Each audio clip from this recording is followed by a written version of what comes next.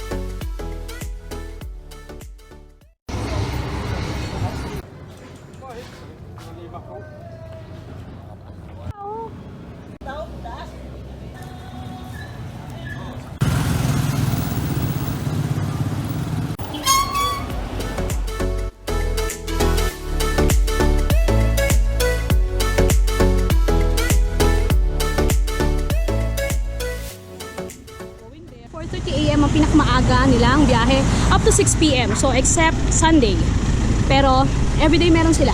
So ayun na nga guys, kung gagaling kayo sa DAPA kagaya namin na nag-ferry lang from Cebu to Surigao, and then from Surigao to Siargao Island, and then kung matitsempohan nyo to, you might as well catch this bus para maka-save kayo ng time or ng ng pera, kasi 33 pesos daw. Tama kuya, 33?